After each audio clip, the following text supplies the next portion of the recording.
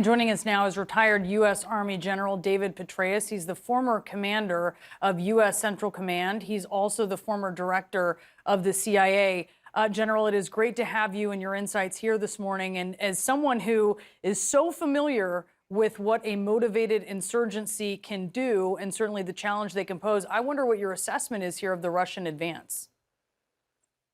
Well, frankly, Brianna, this is going terribly for Vladimir Putin and his forces.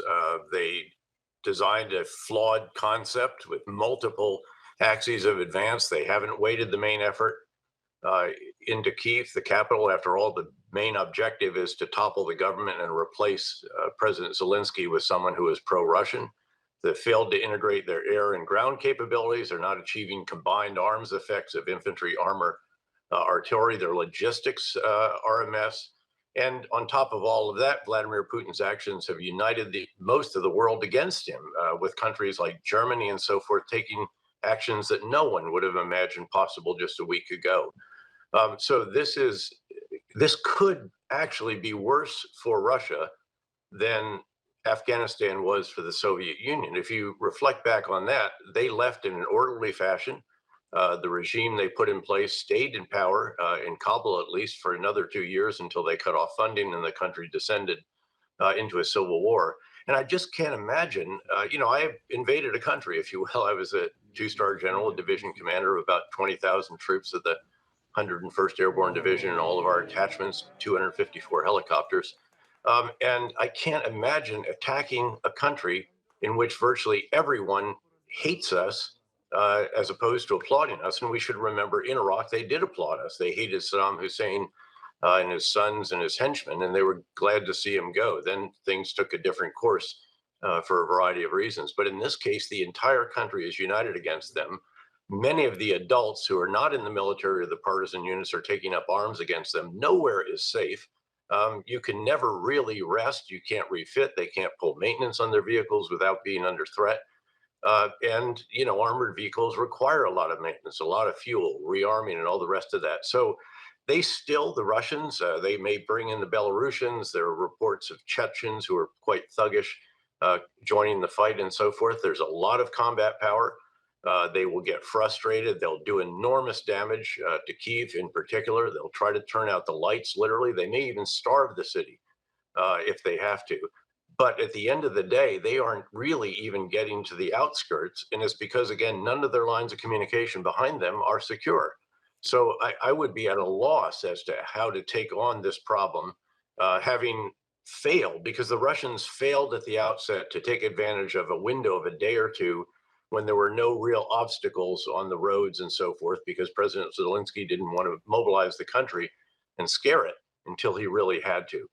So that's the situation here, and it is going abysmally for Vladimir Putin and his forces, literally at every level, at the tactical level, Eh, individuals, as you see, at the operational level, and certainly at the strategic level as well. we've seen him twice since this started threaten the use of nuclear weapons. Right now, he's got his nuclear deterrence forces, and they've been put essentially on alert. So they are a step closer to being able to launch a nuclear weapon. Do you think he would do that? Well, I would certainly hope not. But again, you don't ride on hope, you ride on reality. And what we need to do, number one, is take that very seriously. And then number two, we have to start thinking through, how do we provide Russia an out? I mean, you never want to put a guy who has nuclear weapons truly in a corner where he feels that he has nothing left to lose. So as the weight of the world is coming down on him, on his economy, his financial institutions, and his forces in the field, and again, the Ukrainian will is so incredible, to see what they are doing, to see their president. He was a comedian who played the president on TV. And this is the role of a lifetime. He should get an Academy Award and many other awards for what it is that he's doing this. He's a natural. And to see all of this come together for the Ukrainians, who have nowhere near the mass that the Russians can bring to bear, but they're defending their homeland, and they're doing it with a home field advantage. So what we need to do is start thinking about, how does Vladimir Putin get out of this? What can we discuss with President Zelensky that can be provided in these diplomatic negotiations that are just beginning today to provide Putin some way out, but obviously not capitulating to the demands that he has placed on Ukraine or on NATO and the EU. Do you worry?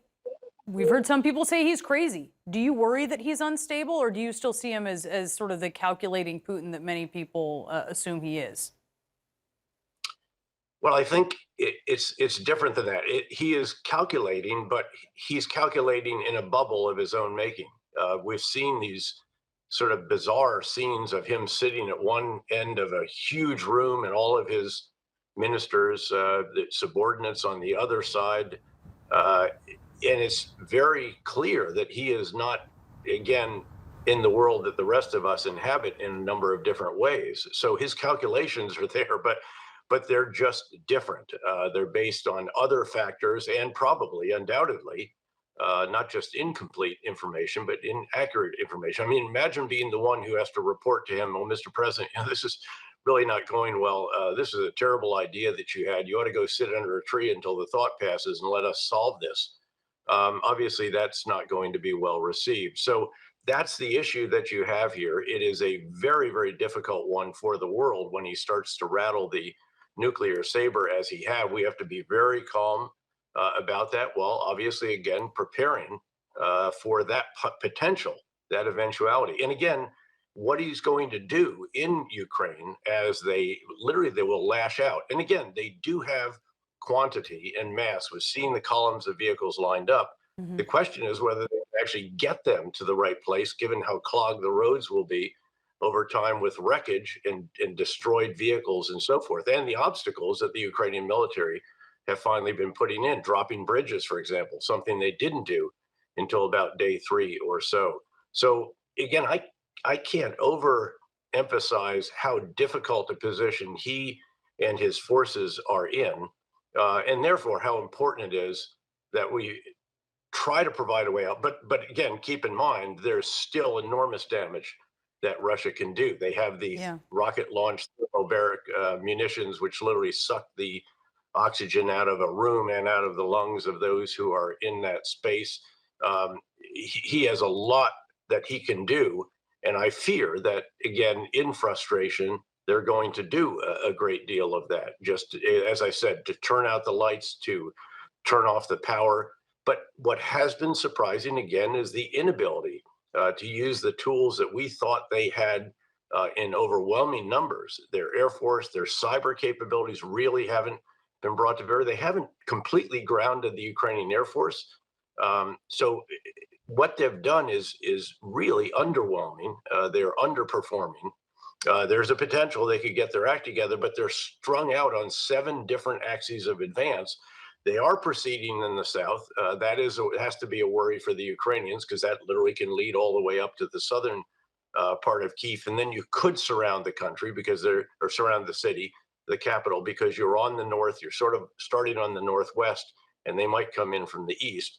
But that's going to take quite a bit. And of course, that unit that is coming from the south has very exposed lines of communication. And again, I just can't imagine invading like this, as again, I was privileged to do at the head of the 101st Airborne Division, and we send our 105,000-gallon tankers back, which we literally did, and they get interdicted, and you grind to a halt. Yeah, So, and very tough spot. it is tough, and we are watching it happen as we speak. General David Petraeus, I want to thank you so much for being with us this morning. Pleasure, Brianna.